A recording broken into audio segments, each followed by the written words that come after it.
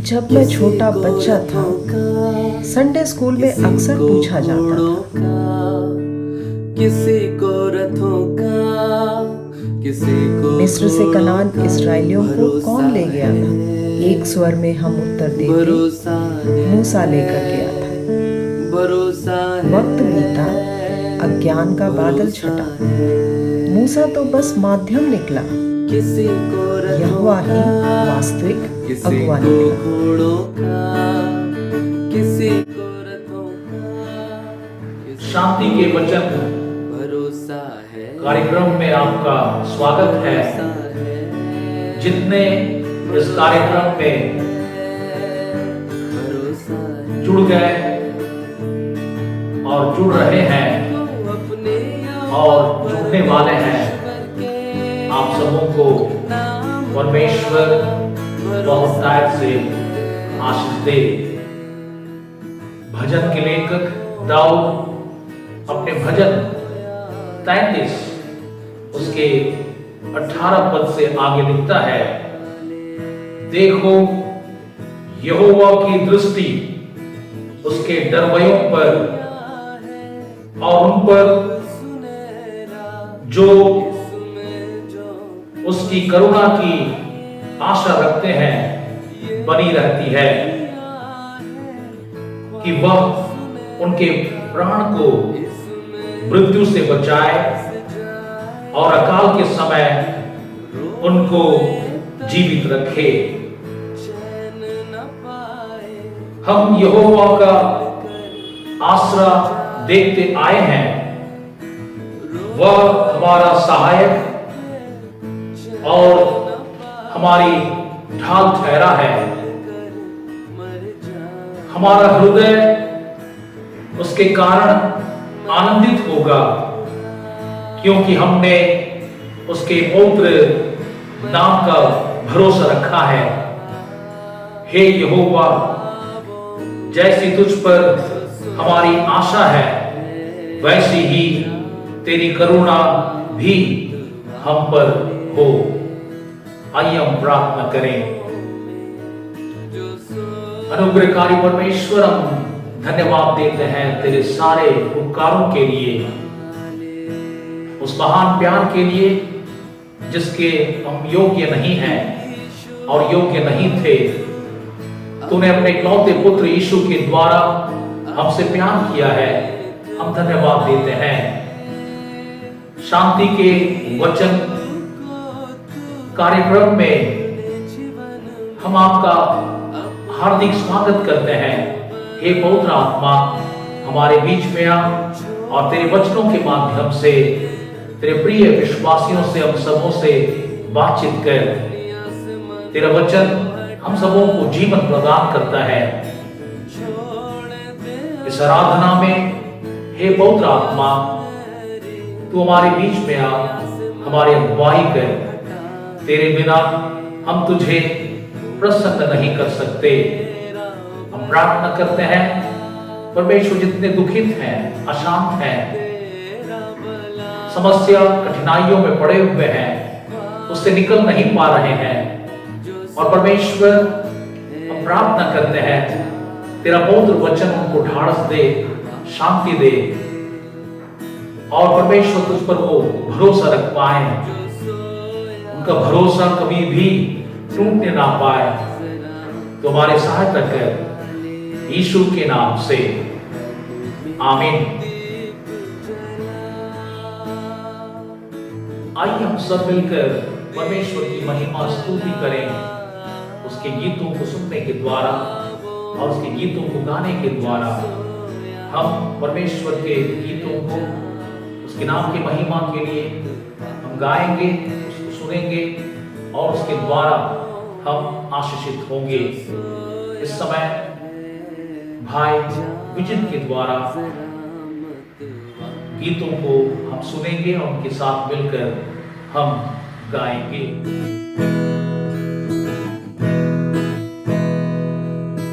मन में दीप जला, मन में दीप जला,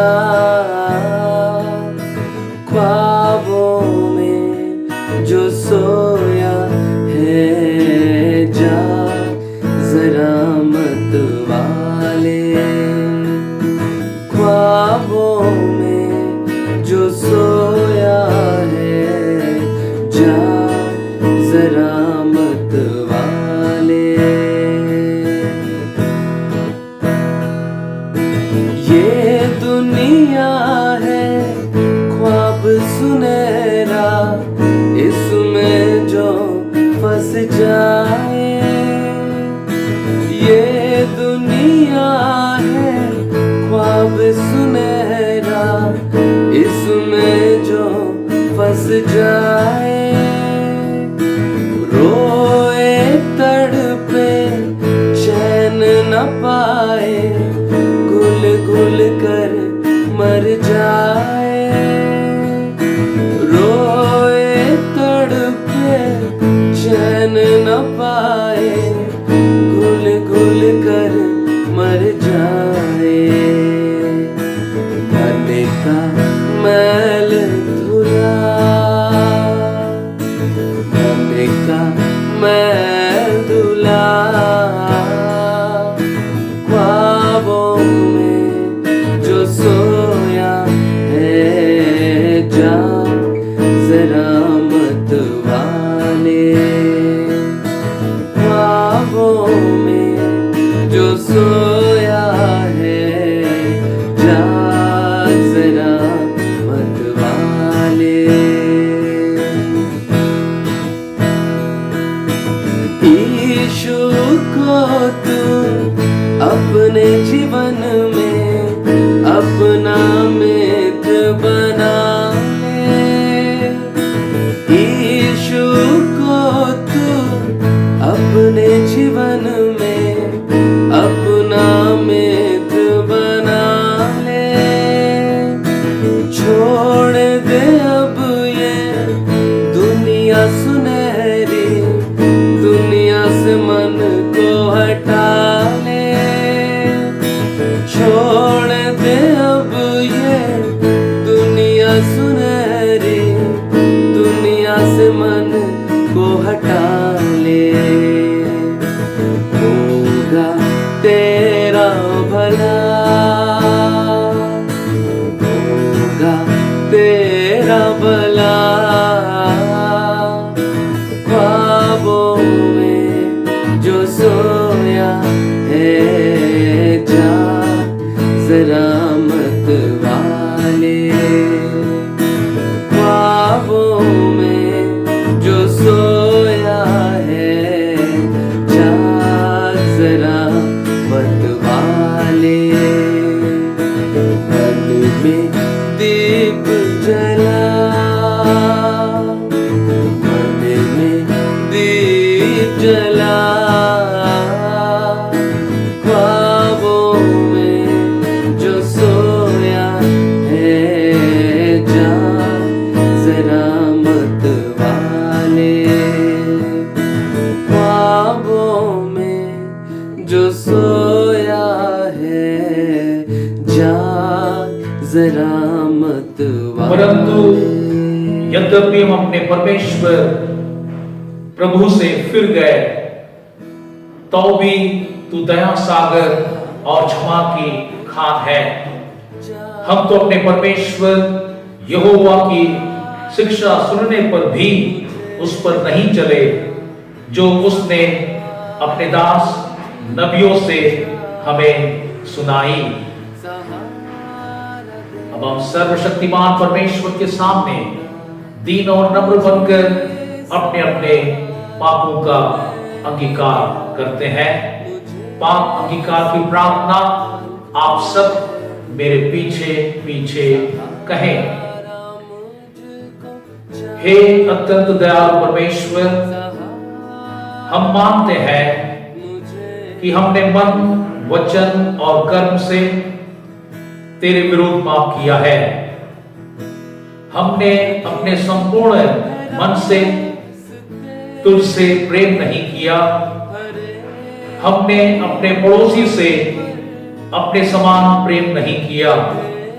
हे दयावान परमेश्वर, हम प्रार्थना करते हैं कि अतीत में किए गए हमारे पापों को क्षमा कर वर्तमान में हमारे आचरण में सुधार कर भविष्य में जैसे हमें होना चाहिए हमें बना, ताकि हम तेरी इच्छा को माने और तेरे मार्ग में आनंद से चलें, हमारे प्रभु यीशु ख्रिस्त के द्वारा।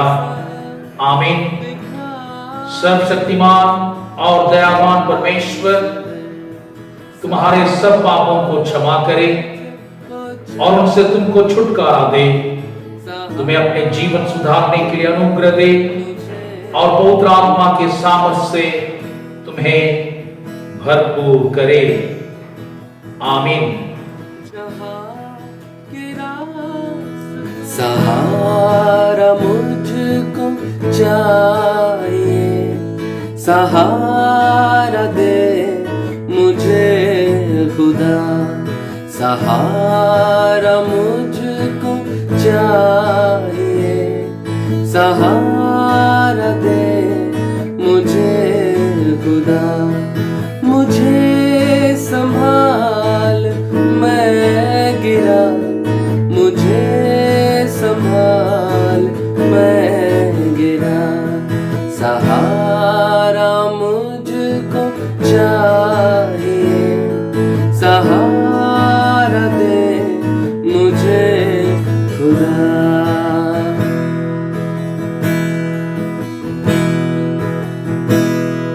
कठिन है रास्ते बहुत, हर एक मोड़ पर खतर, अंधेरे सायों को हटा, दिखा दे मुझको अब सहर। कठिन है रास्ते बहुत, हर एक मोड़ पर खतर, अंधेरे सायों को हटा, दिखा दे मुझको अब सर, दिखा दे मुझको अब सहर। सहारा मुझको चाहिए, सहारा दे मुझे खुदा।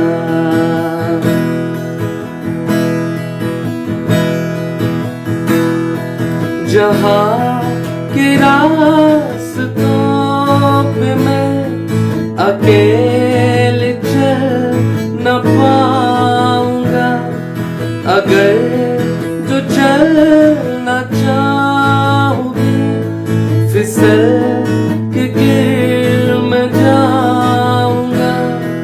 जहाँ के रास्तों पे मैं अकेले चल न पाऊंगा, अगर जो चलना चाहूँगी फिसल के गिर मैं जाऊंगा, फिसल के गिर मैं जाऊंगा। सहारा मुझको चाहिए, सहारा दे मुझे खुदा, सहारा मुझको चाहिए, सहारा दे मुझे खुदा। मुझे संभाल मैं गिरा, मुझे संभाल मैं गिरा, सहारा मुझको चाहिए, सहारा दे मुझे खुदा, सहारा मुझको चाहिए। इस समय हम परमेश्वर के जीवित वचनों को सुनने से पहले कुछ गीतों को गाएंगे और उस परमेश्वर के नाम की महिमा करेंगे।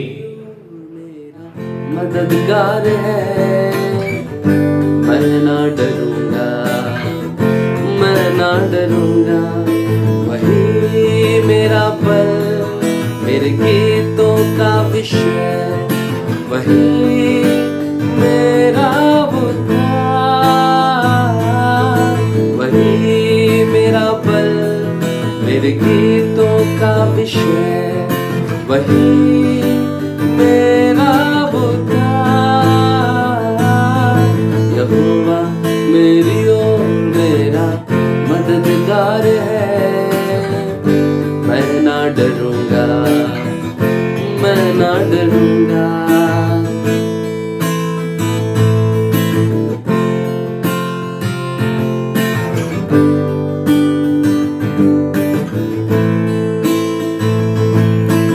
आज वह दिन है जो यहोवा ने मेरे लिए ही बनाया। आज वह दिन है जो यहोवा ने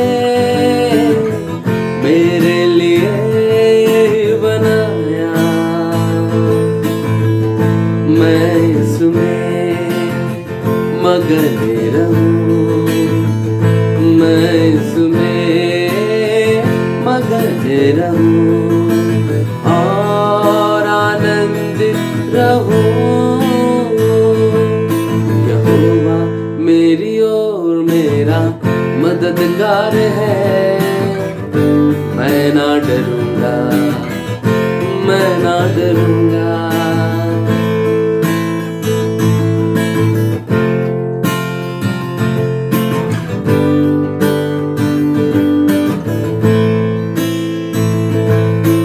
यहोवा की शरण लेनी मनुष्यों पर भरोसा रखने से उत्तम है।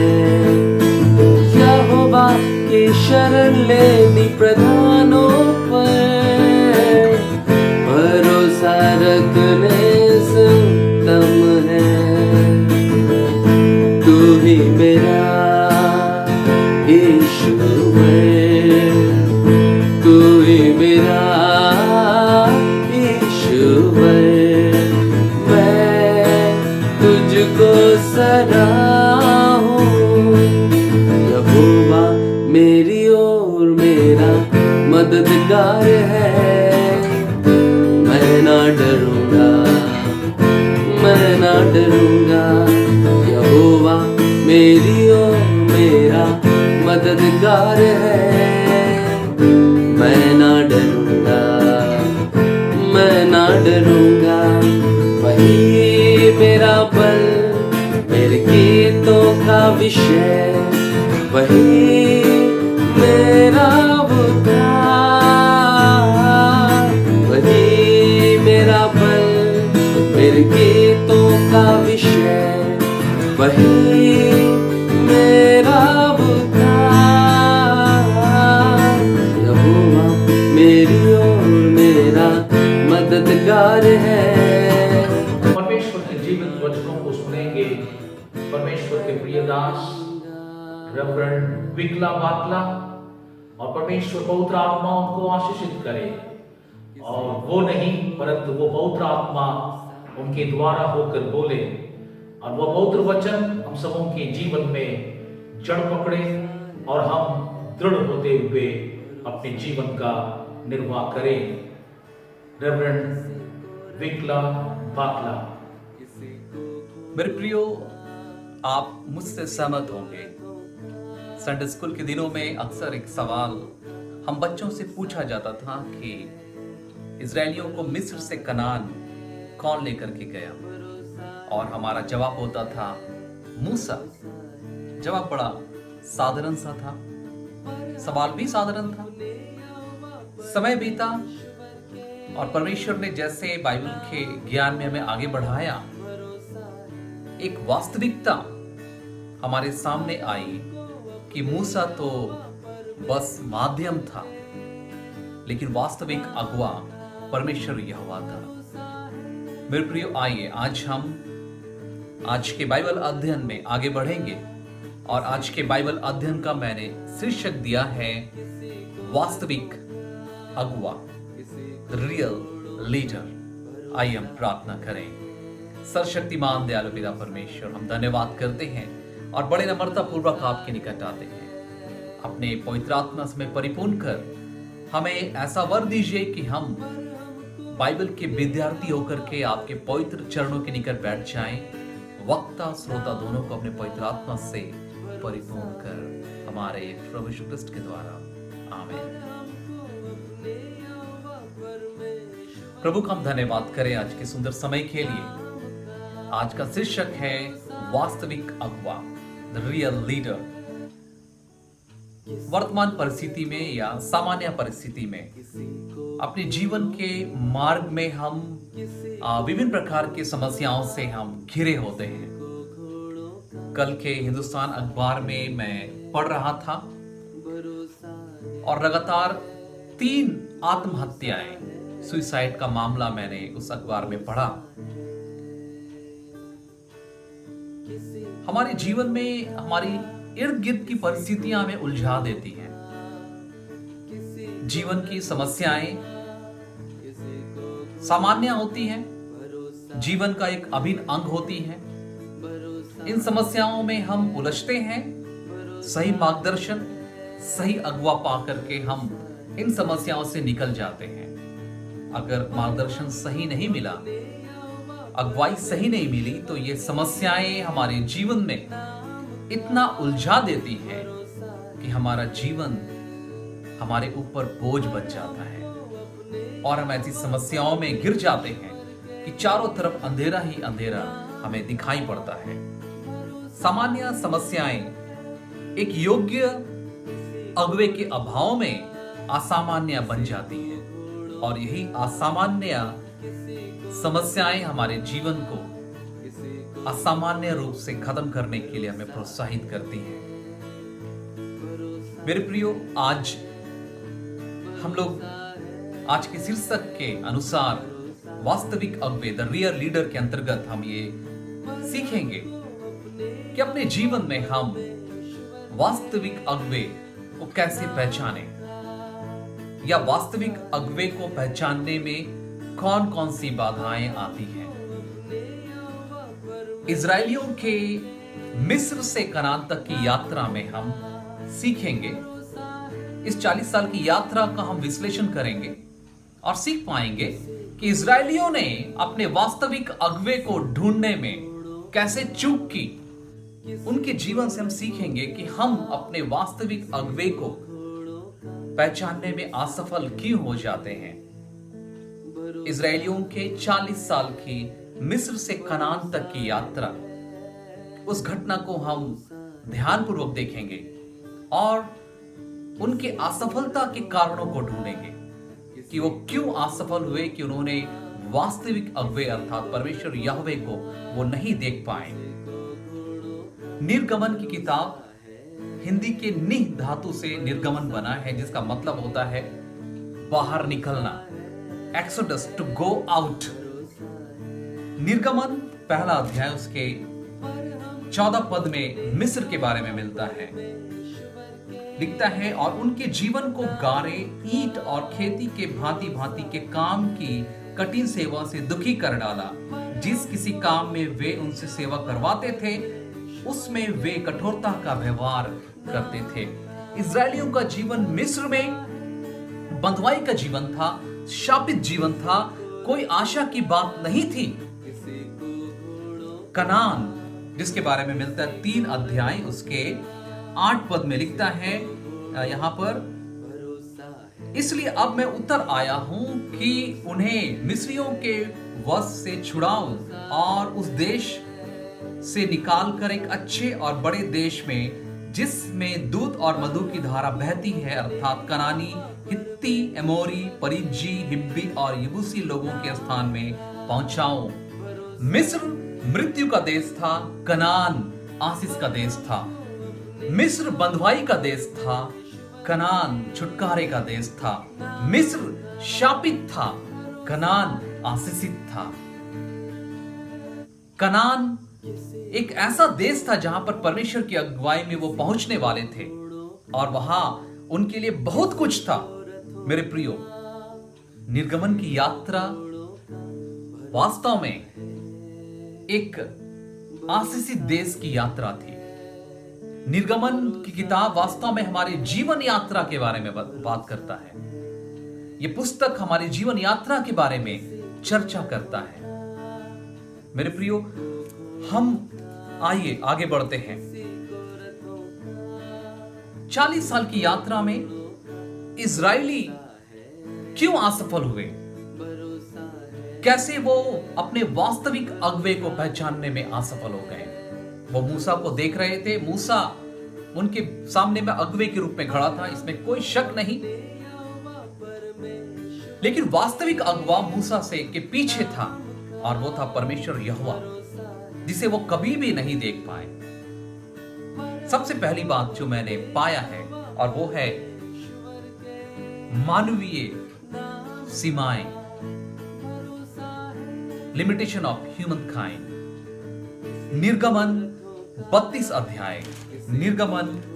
अध्याय में हम पाते हैं, यहां पर लिखता है, जब लोगों ने देखा कि मूसा को पर्वत से उतरने में विलंब हो रहा है, तब वे हारून के पास इकट्ठे होकर कहने लगे, अब हमारे लिए देवता बना जो हमारे आगे आगे चले, क्योंकि उस पुरुष मूसा को जो हमें मिस्र देश से निकालने आया है, हम नहीं जानते क्या हुआ। मेरे प्रियो, यहां एक बात समझने की है। इनके सामने ये बात है कि मिस्र देश से कौन उन्हें निकाल करके लाया है, और वो कहते हैं मूसा में निकाल करके लेकर के आया है। लेकिन उनके यात्रा में ऐसे जगह जगह आपको वर्णन मिलेंगे जहां पर उन्हें बताया है, मूसा ने स्पष्ट रूप से बताया है कि ये चमत्कार, ये आश्चर्यकर्म परमेश्वर यहोवा ने किया है। उस लाल सागर में उसने मिस्री सेना को डुबा दिया, और ये आश्चर्यकर्म मूसा ने घोषणा की कि ये हमारा परमेश्वर यहोवा हमारी तरफ से युद्ध लड़ा है। इस अगुवे ने अपने काम को अच्छे तरह से किया है, लेकिन फिर भी ये इनका पूरा विश्वास मूसा पर है। हम मानव हैं, हमारे अंदर मानवीय सीमाएं हैं। हम जो कुछ भी समझते हैं, सोचते हैं और चीजों के बारे में हम विश्लेषण करते हैं, वो हम अपने शारीरिक ज्ञान इंद्रियों के द्वारा करते हैं। हमारे शरीर में ज्ञान इंद्रियां हैं, आंख, नाक, कान, मुंह, ये सारी जो कुछ भी हम अपने विचार बनाते हैं, जो कुछ भी हम सोचते हैं, समझते हैं, वो सारी इन ज्ञान इंद्रियों का इस्तेमाल करने के द्वारा करते हैं। आंखें मूसा को देख रही थी, आंखें मूसा को देख रही थी, शारीरिक आंखें मूसा को देख रही थी। मूसा उन्हें उससे आगे दिखा रहा था। मूसा अपने उन इजरायली भाई बहनों के विश्वास की आंखों को खोल रहा था कि अपने विश्वास की आंखों को, अपनी आत्मिक आंखों को खोलो और वास्तविक अगुवे को देखो। जैसे उनके आंखों से मूसा ओझल हुआ, उसने मूसा के बदले सोने का बछड़ा को उसकी जगह लेकर के आ गया। और आगे पढ़िएगा, लिखता है कि अब ये सोने का बछड़ा हमारा अगुवा है, वो ऐसा कहते हैं। मेरे प्रियो, हम जब अपने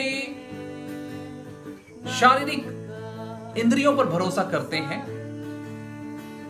तब हम अपने लिए कुछ ऐसे विचारों को, ऐसे बातों को अपने आगे खड़ा करते हैं जो हमारे लिए मूर्त रूप में आ जाते हैं या हमारे लिए मूर्ति बन जाते हैं। हम उनका अनुकरण करने लग जाते हैं। इस यात्रा में इजरायलियों को आत्मिक आंखों की आवश्यकता थी कि वो मूसा के आगे खड़े परमेश्वर यहोवा को देख पाते, लेकिन वो मूसा को देख पा रहे थे। एक चुनौती की बात थी उनके लिए। मूसा उनको बार बार आगाह कर रहा था कि अपने आंखें खोलो, देखो मेरे आगे कोई और चल रहा है। आग के खंबे के रूप में, बादल के खंबे के रूप में वो तुम्हें रोटी खिला रहा है, वो तुम्हारे लिए चट्टान से पानी निकाल रहा है। लेकिन उनकी आत्मिक आंखें बंद थी। ये आत्मिक आंखें क्यों बंद थी? ये हमें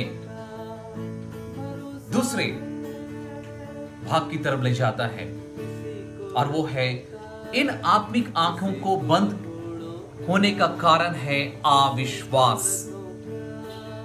वो अविश्वास के कारण अपनी आत्मिक आंखों को, अपनी विश्वास की आंखों को नहीं खोल पा रहे थे। इब्रानी उसका 11 अध्याय उसके 1 पद में वचन कहता है, अब विश्वास आशा की हुई वस्तुओं का निश्चय और अनदेखी वस्तुओं का प्रमाण है।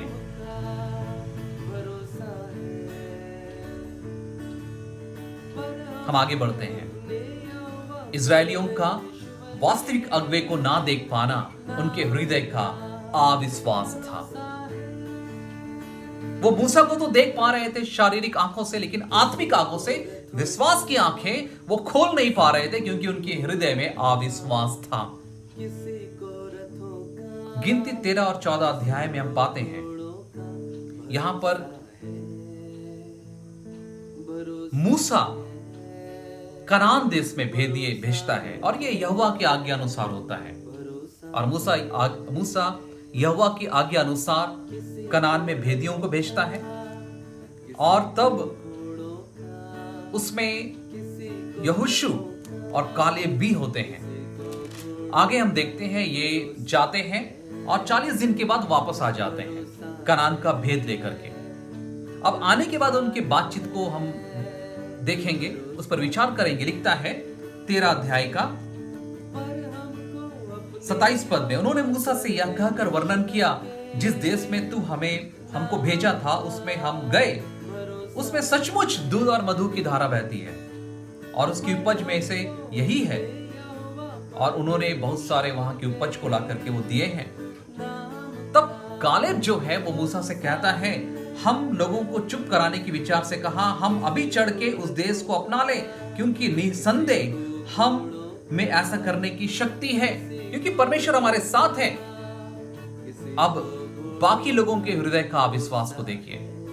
परमेश्वर ने उन्हें स्पष्ट निर्देश दिया कि तुम कनान जाओगे और कनान तुम्हारा होगा, लेकिन उनके हृदय का अविश्वास यहां दिखता है 13 का 31 पद में। पर जो पुरुष उसके संग गए थे उन्होंने कहा, उन लोगों पर चढ़ने की शक्ति हम में नहीं है, क्योंकि वे हमसे बलवान हैं। और उन्होंने इजरायलियों के सामने उस देश का जिसका भेद उन्होंने लिया था यह कहकर निंदा भी की, वह देश जिसके भेद लेने हम गए थे ऐसा है जो अपने निवासियों को निगल जाता है, और जितने पुरुष हमने उसमें देखे वे सब के सब बड़े डील डॉल के हैं, हमें वो बंधुआई में ले लेंगे, हमें हरा देंगे, हम हार जाएंगे। और उन्होंने कनान देश में प्रवेश करने से इनकार कर दिया। परमेश्वर ने उनके अविश्वास का दंड दिया। परमेश्वर ने अपने अगुवेपन को नकारने का दंड दिया। निर्गमन 14 अध्याय उसके 22 पद में लिखता है, उन सब लोगों ने जिन्होंने मेरी महिमा मिस्र देश में और जंगल में देखी और मेरे किए हुए आश्चर्य कर्मों को देखने पर भी 10 बार मेरी परीक्षा की और मेरी बातें नहीं मानी, इसलिए जिस देश के विषय में मैंने उनके पूर्वजों से शपथ खाई उसको वे कभी देखने ना पाएंगे।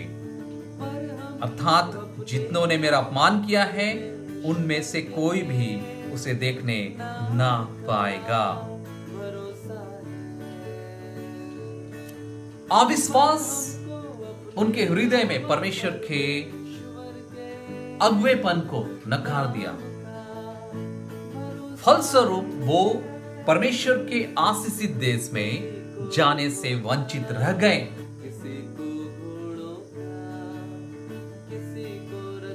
अविश्वास हमारे हृदय में परमेश्वर के प्रति तिरस्कार को उत्पन्न करता है। अविश्वास हमारे हृदय में परमेश्वर के प्रति तिरस्कार को उत्पन्न करता है। मैं कुछ और आगे की किताबों को आपको बताऊंगा। इजरायलियों के इतिहास की किताब पहला सामुएल 8 अध्याय 7 पद में हम पाते हैं, इजरायलियों द्वारा एक राजा की मांग की जाती है। इजरायलियों का एक ही अगुवा था और वो था परमेश्वर यहोवा। इजरायलियों का एक ही राजा था और वो था परमेश्वर यहोवा। इजरायलियों ने अपने राजा जो उन्हें मिस्र से कनान तक की यात्रा में 40 साल संभाला, अनेक प्रकार से उन्हें आशीषित किया, उनके साथ चला, हर एक कदम पर उनके साथ चला, उन्होंने उसका तिरस्कार किया, उन्होंने उसके अगुवेपन को नकार दिया। पहला सामुएल 8 अध्याय 7 पद में लिखता है, यहां यहोवा और शामुएल नबी की बातचीत को हम पाते हैं। शामुएल नबी यहोवा के पास गया है इस बात को लेकर के कि आपके लोग एक राजा की मांग कर रहे हैं, और परमेश्वर यहोवा उनको कहता है 7 पद में, वे लोग जो कुछ तुझसे कहें उसे मान ले, क्योंकि उन्होंने तुझको नहीं परंतु मुझी को निकम्मा जाना है कि मैं उनका राजा ना रहूं।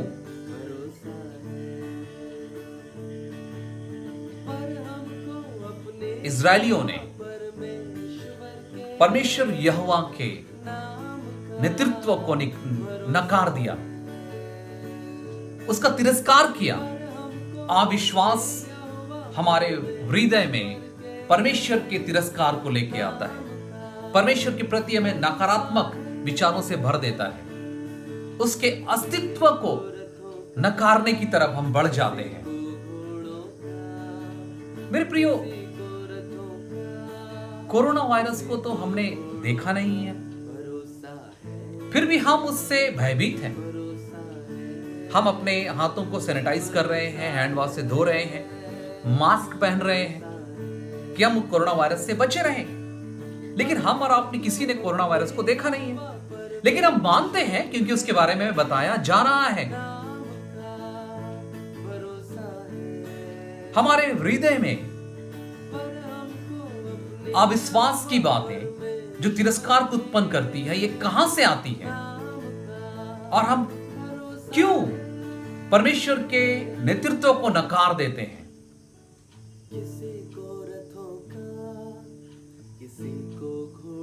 निश्चय पवित्र बाइबल हमें आगाह करता है कि वह बात जो हमारे हृदय में पाई जाती है, वह है पाप। वह है पाप। पाप हमारे हृदय को दूषित करती है। पाप एक प्रकार से वायरस के समान है जो हमारे हृदय को संक्रमित करती है और परमेश्वर के साथ हमारे संबंध को कमजोर करती है। हम क्या करें? ये पाप हमारे हृदय में परमेश्वर के प्रति विश्वास को खत्म करती है। मेरे प्रियो, इसमें बचाव के तरीके पवित्र बाइबल हमें बतलाता है। परमेश्वर का वचन और परमेश्वर की संगति, जिसे हम प्रार्थना कहते हैं और वचन पढ़ना कहते हैं, ये एक सैनिटाइजर के समान है जो हमें उस पाप के संक्रमण से, पाप के वायरस से सैनिटाइज करता है। जब हम परमेश्वर के वचन और परमेश्वर की संगति से अपने हृदय को सैनिटाइज करते हैं, पाप मुक्त करते हैं, पाप के वायरस से अपने आप को मुक्त करते हैं, हमारे हृदय में परमेश्वर का विश्वास आता है। और यह परमेश्वर का विश्वास हमें आत्मिक आंखें और विश्वास की आंखें देता है, और हमें इसी विश्वास की आंखें और आत्मिक आंखों से वास्तविक अगुवे को देखते हैं जो परमेश्वर यहोवा है। यह हमारे हृदय में विश्वास को लाता है। इब्रानी 11 अध्याय मैं पढ़ना चाहूंगा। इब्रानी 11 अध्याय उसके 24 पद से आगे। विश्वास ही से मूसा ने सयाना होकर फिरौन की बेटी का पुत्र कहलाने से इनकार किया, इसलिए कि उसे पाप में थोड़े दिन के सुख भोगने से परमेश्वर के लोगों के साथ दुख भोगना अधिक उत्तम लगा। उसने मसीह के कारण निंदित होने के मिस्र के भंडार से बड़ा धन समझा, क्योंकि उसकी आंखें फल पाने की ओर लगी थी। विश्वास पाप की अनुपस्थिति से हमारे हृदय में जड़ पकड़ता है। मेरे प्रियो, आज हमारे और आपके पारिवारिक जीवन, सामाजिक जीवन और कलीसियाई जीवन में ये सारी बातें हम देख पाते हैं। हम वास्तविक अगुवे को भुला देते हैं। हमारे इर्द गिर्द परिस्थितियां ऐसी बन जाती हैं कि हम परिस्थिति हमारे अगुवे बन जाते हैं, या कोई व्यक्ति हमारा अगुवा बन जाता है, या कभी कभी तो कुछ ऐसी बातें जो हमें किसी दिशा की तरफ हमारी अगुवाई करता है। हम बिल्कुल बेबस और निरा उसके पीछे चलने लग जाते हैं। मेरे प्रियो, मैं आपको बताना चाहता हूं, वचन कहता है, अगुवाई के बारे में बड़ा स्पष्ट कहता है। यिर्मयाह 17 अध्याय 5 पद, यहोवा यूं कहता है, श्रापित है वह पुरुष जो मनुष्य पर भरोसा रखता है और उसका सहारा लेता है, जिसका मन यहोवा से भटक जाता है। वह निर्जन देश के अधमरे पेड़ के समान होगा और कभी भलाई ना देखेगा। वह निर्बल और निर्जन तथा लोंछाई भूमि पर बसेगा। जब हम अपने वास्तविक अगुवे के बदले किसी और को अगुवे के रूप में रखते हैं, हम श्रापित हो जाते हैं। वास्तविक अगुवे पर भरोसा अर्थात परमेश्वर पर भरोसा करने का यहां पर आशीष की बातें लिखी गई है, उसके लिए आशीष की बातें लिखी गई है। 17 अध्याय का 7 पद में लिखता है, धन्य है वह पुरुष जो यहोवा पर भरोसा रखता है, जिसने परमेश्वर को अपना आधार माना हो। वह उस वृक्ष के समान होगा जो नदी के किनारे लगा हो और उसकी जड़ जल के पास फैली हो। जब धूप होगी तब उसको ना लगेगी और उसके पत्ते हरे होंगे। सूखे वर्ष में भी उनके विषय में कुछ चिंता ना होगी, क्योंकि तब भी वह फलता रहेगा।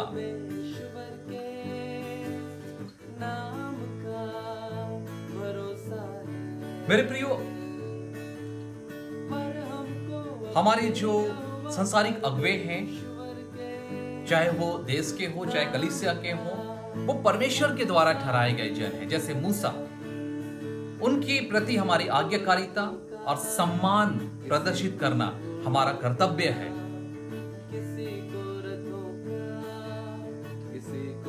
लेकिन ये ज्यादा महत्वपूर्ण है कि हम अपनी आत्मिक आंखें, अपने विश्वास की आंखों के द्वारा उस वास्तविक अगुवे पर भी लगाकर रखें,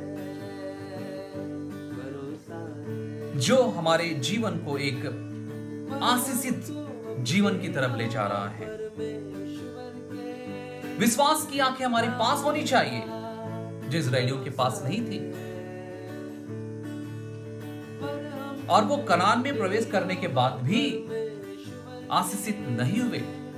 आप पढ़िएगा न्यायों की किताब को, पाते हैं जब वो कनान में पहुंच गए, वहां पर वो खेती कर रहे हैं, वो उपज उपजा रहे हैं, और जब कटनी का समय आया है, आनंद पूर्वक उन्होंने कटनी को काटा है। जब वो कटनी को खेत से लेकर खलियान तक आए हैं, अचानक अन्य जातियों का आक्रमण हुआ और वो उस फसल को लूट कर ले गए। ऐसा उनका जीवन हो गया था। उनका पूरा जीवन आगे बंधुआई में बीत रहा है। हम इन बातों को हम पाते हैं।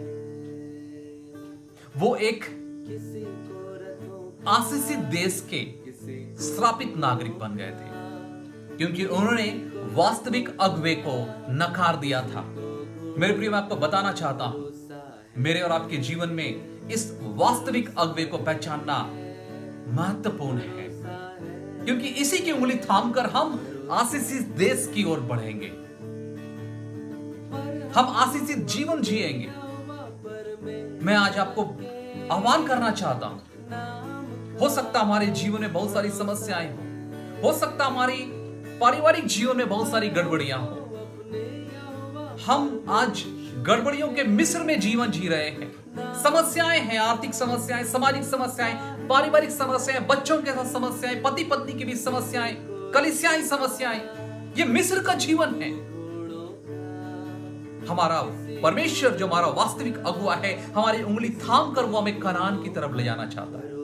लेकिन याद रखें, इस यात्रा में उसके द्वारा नियुक्त किए गए अगुवे हमें हमारा मार्गदर्शन करते हैं कि हम वास्तविक अगुवे की ओर देखें, जैसे मूसा ने इस कार्य को संपन्न किया। हम अपना ध्यान, अपनी आत्मिक आंखें उस वास्तविक अगुवे की तरफ केंद्रित करें। उस वास्तविक अगुवे परमेश्वर यहोवा की उंगली थामकर एक आशीषित जीवन की तरफ बढ़ चले। मैं अपना वक्तव्य यहां अंत करूंगा। मेरे प्रिय, मैं आपको याद दिलाना चाहता हूं, इजरायलियों के जीवन से हमने सीख लिया, वो शारीरिक आंखों पर निर्भर थे।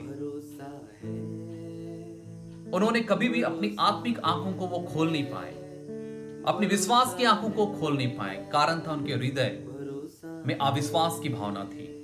यह अविश्वास की भावना के कारण ही उन्होंने मूसा के बदले बछड़े को लाया और श्रापित हुए। यह अविश्वास की भावना तिरस्कार की भावना को लाती है। हम परमेश्वर की उपस्थिति का तिरस्कार करने लग जाते हैं। हम इससे बाहर निकल सकते हैं। हमारे जीवन में अविश्वास हमारे हृदय में बसे पाप की वजह से आता है। ये पाप एक वायरस है जिसे हम परमेश्वर के वचन और उसकी संगति से सैनिटाइज कर सकते हैं। और जब हम ऐसा करेंगे, निश्चय हम विश्वास में आगे बढ़ेंगे। हमारे विश्वास की आंखें खुलेंगी और हम विश्वास में उस वास्तविक अगुवे को देख पाएंगे और उसकी उंगली थामकर आशीषित जीवन की तरफ बढ़ चलेंगे। मैं भजन संहिता उसके 20वें गीत उसके 7वें पद को पढ़ना चाहूंगा। किसी को रथों का, किसी को घोड़ों का भरोसा है, परंतु हम तो अपने परमेश्वर यहोवा ही का नाम लेंगे। आइए प्रार्थना करें। सर्वशक्तिमान दयालु पिता परमेश्वर, हमारे विश्वास की आंखों को खोल दीजिए कि अपना पूरा ध्यान हम आप पर केंद्रित करें और आपकी उंगली थाम कर अपने सांसारिक जीवन में आपके पीछे पीछे एक आशीषित जीवन की तरफ बढ़ पाए। मिस्र से कनान की यात्रा में हमारी मदद करें, हमारे जीवन यात्रा में आप मदद करें, हमारे प्रभु यीशु क्रिस्ट के द्वारा। आमीन। हम इस समय गीत गाएंगे और इसी गीत के समय परमेश्वर की नाम की महिमा के लिए और गरीबों की मदद के लिए हम दान अर्पण करेंगे। हम इस समय गीत एक साथ मिलकर भाई विजन के साथ गाएंगे। में है मेरे दिन तेरे हाथों में है, ये समय तेरे हाथों में है। मुझको तू ही तो छुड़ाता, मुझको तू ही तो छुड़ाता, मेरे शत्रुओं से तू ही तो बचाता, मेरे शत्रुओं से तू ही तो बचाता। तू ही तो मेरा परमेश्वर, तू ही तो मेरा परमेश्वर।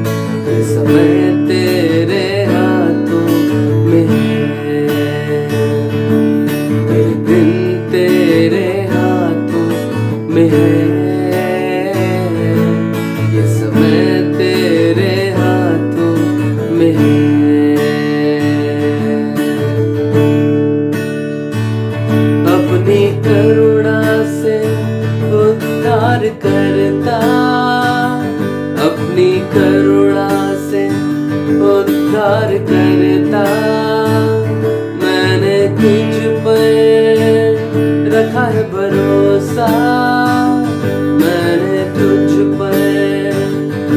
रखा है भरोसा, तू ही तो मेरा परमेश्वर, तू ही तो मेरा परमेश्वर। Hallelujah hallelujah hallelujah hallelujah hallelujah hallelujah hallelujah hallelujah hallelujah. मेरे दिन तेरे हाथों में है, ये समय तेरे हाथों में है। मेरे दिन तेरे हाथों में है, ये समय तेरे हाथों में है। आइए हम इस दान के लिए प्रार्थना करें। प्रेमी परमेश्वर, हम तेरा धन्यवाद करते हैं तेरे तमाम आशीषों के लिए। हम इस पृथ्वी में रहकर जो कुछ भी प्राप्त करते हैं वो तेरी ओर से है परमेश्वर। हम धन्यवाद देते हैं कि तू हम सबों को सारे उत्तम पदार्थों से तृप्त करता है और तेरे हाथों से जो कुछ भी हम हासिल करते हैं दयालु पिता, वो तेरी दया है, तेरा अनुग्रह है। इस समय तेरे नाम की महिमा के लिए, तेरे कलीसिया के सेवकाई के निमित्त, गरीबों के मदद के निमित्त जो दान अर्पण किए हैं, इस दान पर तो अपनी आशीष दे के पवित्र करें। जिन हाथों ने दिया है, तेरा आशीर्वाद उनके जीवन में हो, तेरा कल्याण उनके परिवार में ठहरे, तेरी बरकत उनके कामों में हो। आशीष कृपा दया हम सबों के साथ रहे, यीशु के नाम से आमीन। अब इस समय उन लोगों के लिए प्रार्थना करें जो कोरोना वायरस से प्रभावित हैं। संपूर्ण विश्व इस जानलेवा वायरस से प्रभावित है। हम उन लोगों के लिए प्रार्थना करें जो संक्रमित हैं। परमेश्वर पवित्र आत्मा, यीशु का पवित्र लहू उनको छूने पाए और वो चंगे हो जाए। आइए हम प्रार्थना करें। सर्वशक्तिमान परमेश्वर, हम तेरा धन्यवाद करते हैं और तुझसे विशेष प्रार्थना करते हैं। प्रेमी परमेश्वर, हम प्रार्थना करते हैं जानलेवा कोरोना वायरस जो बहुत सारे मनुष्यों के प्राण को ले चुका है और इस समय बहुत सारे लोग संक्रमित हैं। प्रेमी परमेश्वर, हमारे गुनाहों को माफ कर इस वायरस को मानव जाति के जीवन से दूर कर। परमेश्वर पिता, हम मनुष्यों से यह संभव नहीं है, पर तू अनुग्रहकारी परमेश्वर जो दया और करुणा से भरा हुआ है, तुझसे संभव है इस वायरस को हमारे जीवन से दूर कर और तेरी कृपा हमारे साथ बने रहने पाए। प्रत्येक जो संक्रमित है, हॉस्पिटल में, आइसोलेशन में, क्वारंटाइन में, आईसीयू में, तेरी चंगाई उनके जीवन में हो, यीशु के नाम से आमीन। हम इस सब विशेष कर प्रार्थना करें हमारे किसान भाई बहनों के लिए जो समय अपने अपने खेत में है और परमेश्वर पिता उनको स्वस्थ रखे। और विशेषकर हम प्रार्थना करें कि परमेश्वर बारिश दे, वर्षा बहुतायत से दे, और इसके लिए हम प्रार्थना करते हैं। हम प्रार्थना करें, हे सर्वशक्तिमान जीवित अनुग्रहकारी परमेश्वर, हम तुझसे बारिश के लिए आशीष मांगते हैं जो तेरी ओर से है। प्रेमी परमेश्वर, बहुतायत से तू बारिश दे जिससे कि हमारे किसान भाई बहन अपना खेती बाड़ी का काम ठीक रीति से करने पाए। हे पवित्र आत्मा, तो उनकी सहायता कर जब अपने खेतों में वो काम करते हैं, तेरी सुरक्षा तेरी रक्षा उनके जीवन में हो, तेरा आशीर्वाद उनके जीवन में पाया जाए, वो सुरक्षित रहे, भले चंगे रहे और अपने खेतों में वो काम करने पाए। और परमेश्वर जिसके द्वारा से संपूर्ण मानव जाति को अन्न की प्राप्ति होने पाए, आशीष दे, अनुग्रह दे, यीशु के नाम से आमीन। हम प्रभु की प्रार्थना एक साथ कहें। हे हमारे पिता, तू जो स्वर्ग में है, तेरा नाम पवित्र माना जाए, तेरा राज्य आए, तेरी इच्छा जैसे स्वर्ग में पूर्ण होती है वैसे पृथ्वी पर भी हो। हमारे दिन भर की रोटी आज हमें दे, हमारे अपराधों को क्षमा कर जैसे हमने अपने अपराधियों को क्षमा किया है। हमें परीक्षा में ना डाल परंतु बुराई से बचा, क्योंकि राज्य, पराक्रम और महिमा अब और सर्वदा तेरी ही है। आमीन। परमेश्वर की शांति जो सारी समझ से परे है, परमेश्वर के पुत्र हमारे प्रभु यीशु मसीह के ज्ञान और प्रेम में तुम्हारे हृदय और विचारों को सुरक्षित रखे, और सर्वशक्तिमान परमेश्वर पिता की और पुत्र की और पवित्र आत्मा की आशीष तुम पर हो और तुम्हारे संग सर्वदा रहे। आमीन। तुझ पर रखा है भरोसा।